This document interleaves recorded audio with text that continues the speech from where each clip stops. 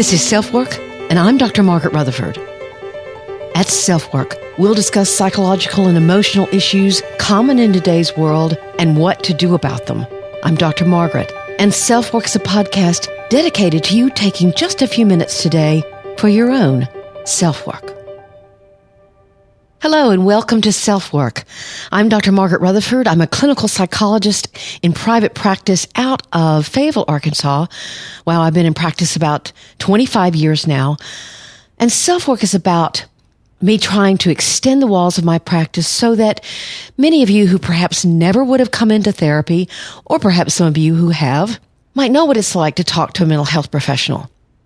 I am definitely one to talk about not only just the problem or the issue or the dynamic, whatever we want to call it, but also focus on what you can do about it. And we cover very diverse topics here at SelfWork.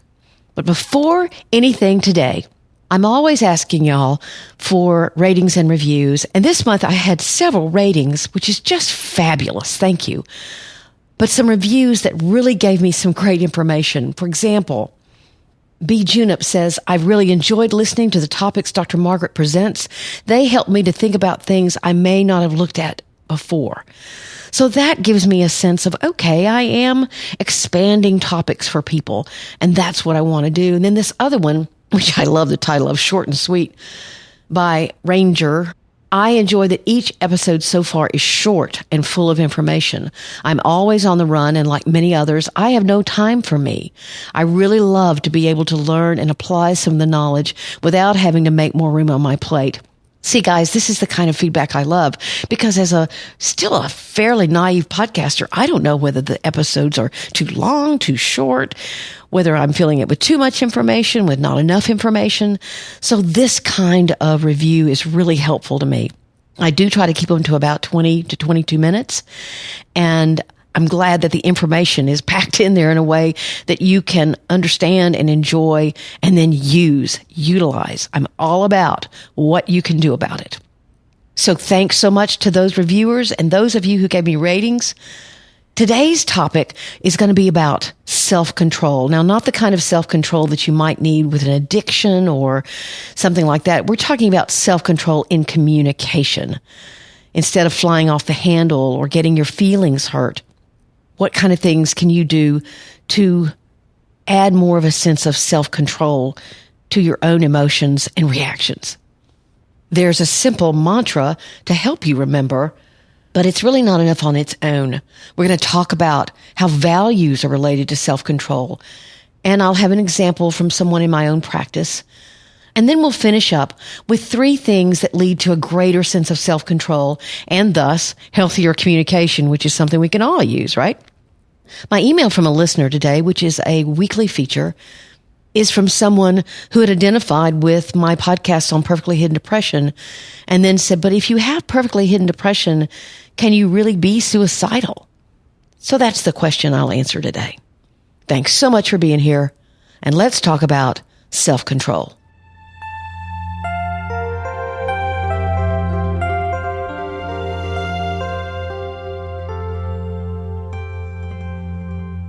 There's a very simple mantra out there, mantra being something that you can kind of repeat to yourself and remind you in a simple way what you want to do or what a goal is. So there's a simple mantra out there that can really help with self-control, especially emotional self-control. What is it? It's respond, not react. Respond, not react. Now that sounds pretty easy, but it's not. Learning how to control your reactions to what's being said or done around you can be really difficult. If you think about it, our culture is dominated by people who are constantly and even violently reacting to one another. Whether it's on Twitter or Jerry Springer or the Real Wives of some city, it's everywhere. In fact, overreactions sometimes get a lot of publicity, and we justify them completely. We hear others say, or ourselves say, the rest of you dumbasses need to wake up. This makes me furious and you're incredibly stupid, or you're a big effing liar. We have those things all the time, back and forth. We see them, we hear them. We perhaps even do it ourselves. Now, I'm not at all suggesting that anger is a bad thing in and of itself. We tend to get angry about something that threatens our values. And we each have values that are important to us, and we're ready to stand up for them, sometimes even fight for them. It's the level or the intensity of the reaction, the impulsivity involved, the non-thought out, way over the top, immediate reaction that can be dangerous. Self-control is about learning how to filter, to manage your emotional reactions so that they become decisive responses to whatever is threatening you, disappointing you, or just making you feel like you're going crazy. Basically, you keep your mind hooked up to what your heart is feeling, so you respond, not react. In fact, I have a somewhat painful memory from my childhood. I guess my mother was trying to teach me this in her own way. And she used to write the letters with her finger on my forehead, Thinck. I hated it. I can still feel her finger doing that. But I guess I was pretty impulsive and emotional when I was a kid.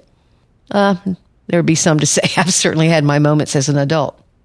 So anyway, what is your value system, and what does it have to do with self-control? There's a book called The 7 Habits of Highly Effective People by Stephen Covey, and he said in it, the ability to subordinate an impulse to a value is the essence of the proactive person. Now that's a mouthful. And what does that mean?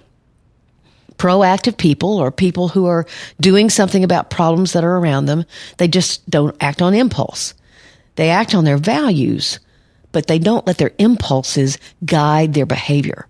So he says to subordinate an impulse to a value. I think you can hear the difference. For example, years ago, a man and woman came to my office for the first time for a couples work.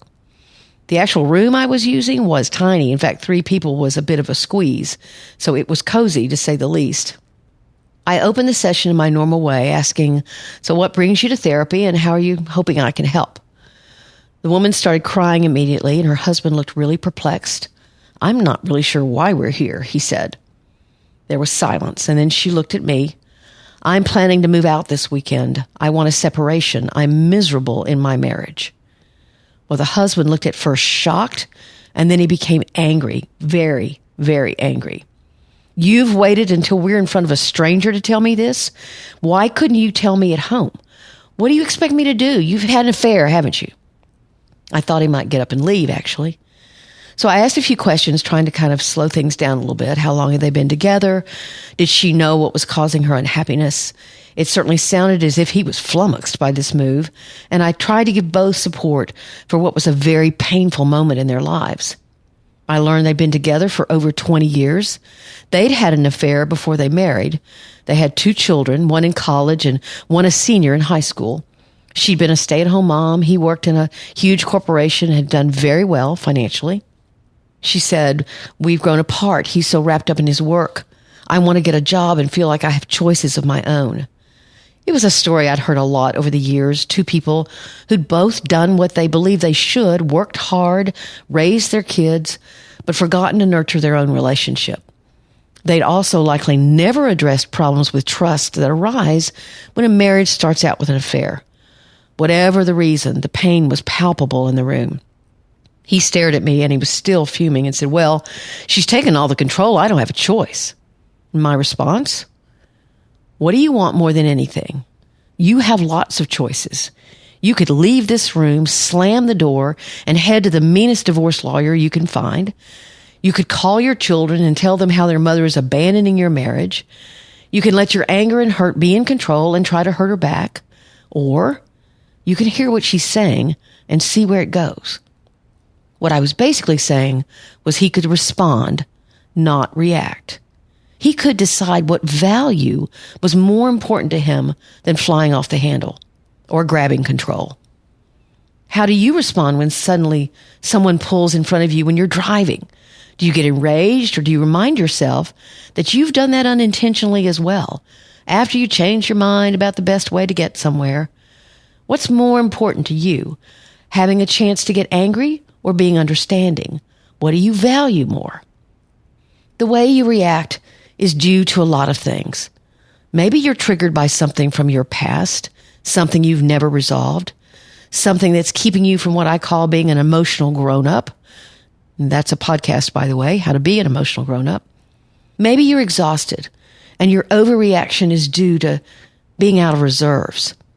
Maybe you've been angry or resentful for a long time, and your self-restraint is used up completely. Maybe you're taken aback by something you're not prepared to hear, so you explode. These are reasons, not justifications. But with enough self-awareness, you can try to assess where you are in your own reactivity and modulate it. So I want to make the point one more time. You have to decide what you value more. Maybe you're looking for an excuse to get mad. Maybe you need to let off some steam. But if you do that with a son or a daughter or a wife or your mother or father, that's not really appropriate. That anger or that frustration or whatever it is doesn't belong with them. And it's an overreaction when you don't wait and let your mind and your values help you respond. There are 3 simple things that can help with control of your emotions. They're not easy to do, but they are simple things. You're also giving the message that you care about the conversation. Let's say you're getting way too overheated in a conversation you're having with your partner, and you're starting to feel like you're losing control of your emotions. Boy, have I been there, done that.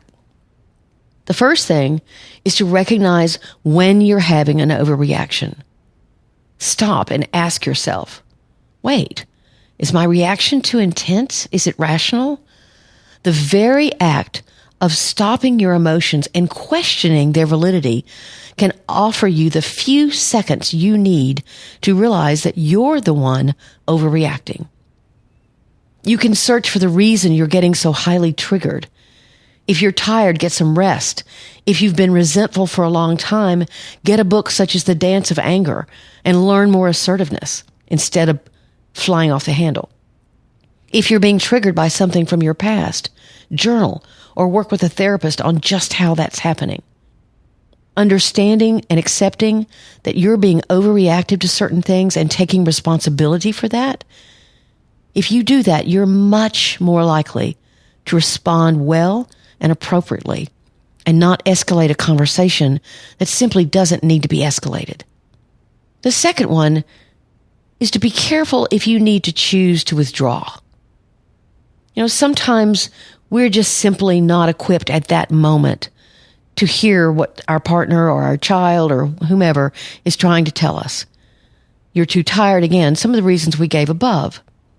You may need to have a conversation in order to pull yourself together, whatever it is for the reason to withdraw. But withdrawal can also appear to the other person as abandonment, or not quite so dramatically, at least as a way for you to grab control. And you're not really doing that when you're careful. What you're saying is, I need to not have this conversation now. So you reveal, hey, I'm overreacting and I know I am and I don't want to. So you state you need time to think things over. You want to understand what's underneath both your own reaction, so you won't say or do something impulsive, and you want to understand what your partner or your friend or your child is trying to tell you. So here's an example comment. This may sound a little like therapy gone nuts, but use your own language, okay? So you might say something like, I can feel myself getting angry, but I want to try to understand. I'm going to take a break and cool off. I want to get back to this because it's important we be able to talk about it. That's the message you want to give. My overreaction doesn't mean that I'm discounting what you're saying to me, or I'm trying to make you not say it, or make you not feel that way, or tell you you're wrong. I want to hear what you have to say, but I have to admit to you, I'm not in a place right now to hear it. If you can get that skill under your belt, wow, that can make a huge difference in your communication with your partner, or anybody else for that matter. The third thing, I'm restating a little bit, but repetition perhaps is good. So you state very clearly that you'll return to the conversation because it's important to you to resolve the issue.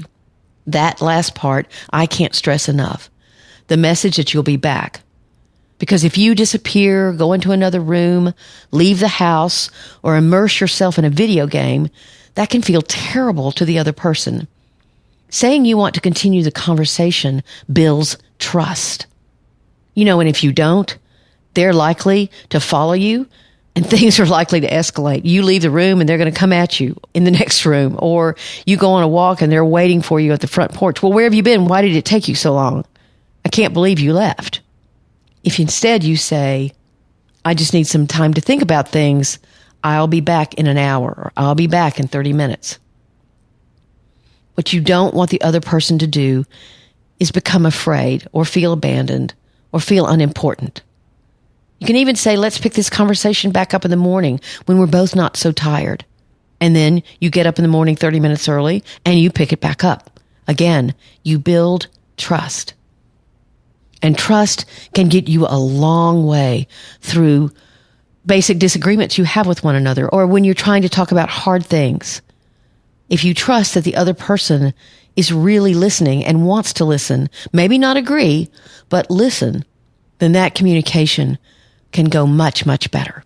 Oh, and by the way, the guy whose wife wanted a separation, he made the decision that very day, really, that he cared more about the marriage than he did his pride. And it did hurt his pride. Of course it hurt his pride. He calmed down, he sat, and he listened. When they came back the next week, he told me he'd helped her move out. They together talked to their children. He joined a men's group and started exercising. He did all kinds of things for himself. I can't actually remember all of them, but there were a bunch. She ended being gone around 6 months. But when they stopped therapy with me, she'd been back in their home for around 3 months, and they had built a whole different marriage. So good things can happen when you think, when you monitor and manage your emotional reactions, and when what you value the most remains your top priority. That's not getting even or getting mad, but understanding and loving very well.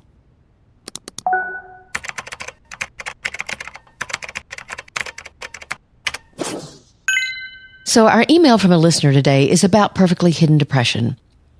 She says, I have very recently read an article you wrote on perfectly hidden depression and listened to your podcasts. I'm deeply interested by this subject, although I've never seen a psychiatrist. I find it very difficult to talk about my issues with people, both because I believe that my problems aren't worth being talked about, and because it's hard for me to say what's on my mind. Yet I told a friend of mine that I was not okay, and I just didn't want to exist anymore. I especially didn't want to live. After expressing this feeling, she told me that if I really was suicidal, I would be laying in bed all day. I wouldn't have the energy to move or to feed myself, and ended her argument by saying that if I really wanted to die, I would have already killed myself. The thing is, she's someone that I trust and respect, and she also went through some dark times and knows about depression since she witnessed it from up close. I cannot help but wonder, is she right? I get that the D in PhD, that's perfectly hidden depression, stands for depression, hence the possibility of having suicidal thoughts and tendencies. I also know that I'm depressed, although I don't show signs of it.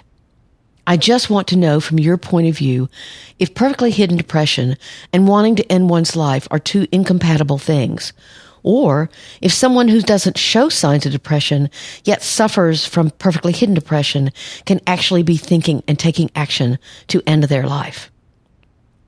I was blown away by this email because, yes, one of the reasons why I am most passionate about perfectly hidden depression is that more and more I'm hearing about people committing suicide who no one recognizes their depression.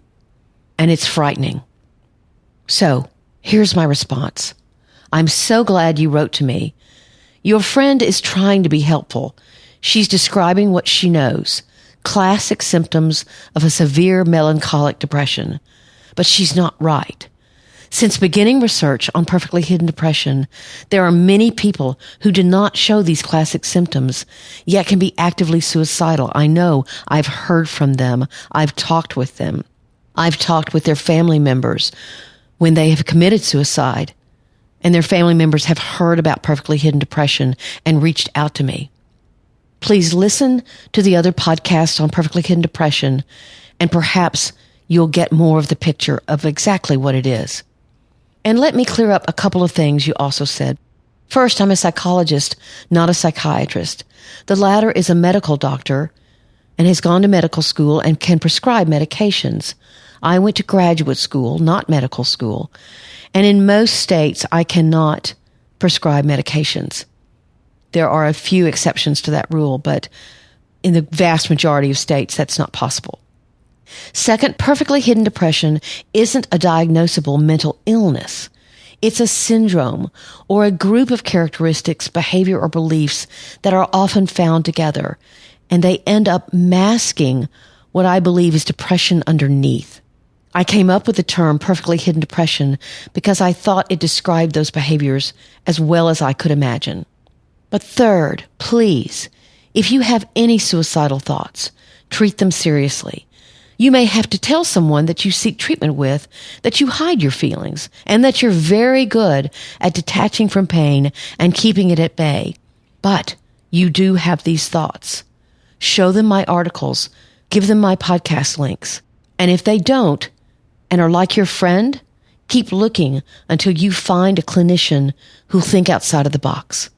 I cannot stress this too much. The recent book, What Made Maddie Run, really points this out. Maybe I'll have that book on a free trial on my next audible.com podcast, because it's a great book about a young girl, a young athlete who had talked about some of her unhappiness at the college she was going to, her unhappiness with being a college athlete, the stress it caused, the pressure it caused. But no one knew just how depressed she was, and that she was Googling how to kill herself. And she did kill herself, quite tragically. I tell you what, I will make that my audiblebook.com for the next podcast. So if you're interested, listen in, and I'll give you that free trial offer next week.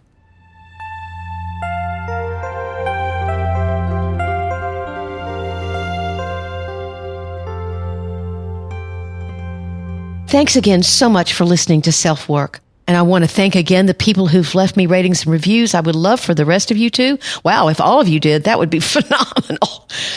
Feel free to email me at askdrmargaret@drmargaretrutherford.com. I love getting your emails, and I read some of them here on the podcast. If you don't want me to, then I certainly will not, but I will answer your question. I'd like to get to know who you are. We now have listeners in every state of the United States, California leading the way. And there are many other countries as well. I don't always know the mental health systems for other countries, but I can always learn and at least try to help you where you are. Plus, it'll help me get to know you all a little bit better. And that means a lot to me. Again, that's Ask Dr. Margaret at drmargaretrutherford.com. You can subscribe either wherever you listen, iTunes, Stitcher, wherever, or you can subscribe to my website at drmargaretrutherford.com. If you do that, you'll receive a weekly newsletter with both my blog post and my podcast for that week, as well as a free ebook, 7 Commandments of Good Therapy. I would love for you to do that. You can jump over to my Facebook page if you're a Facebook person. It's Dr. Margaret Rutherford. I'm on Instagram. I'm on Pinterest. You can find me. I'm easy to find. I share a little bit more of my personal life, especially on Instagram. I love to cook. And I want to remind you in this particular episode, especially since it's on relationships, that I do have one gift book available for sale on Amazon. It's Marriage is Not for Chickens. If you know somebody who has an upcoming anniversary or is getting married, it's a really great book to give them. It's $9.95 on Amazon. The post that it's based on, when it was on the Huffington Post, earned 200,000 likes and 53,000 shares. So I decided to turn it into a little book. Again, it's Marriage is Not for Chickens. Give it a look-see and see what you think. Thanks again. I hope you've enjoyed this episode on self-control. Take very good care. I'm Dr. Margaret, and you've been listening to SelfWork.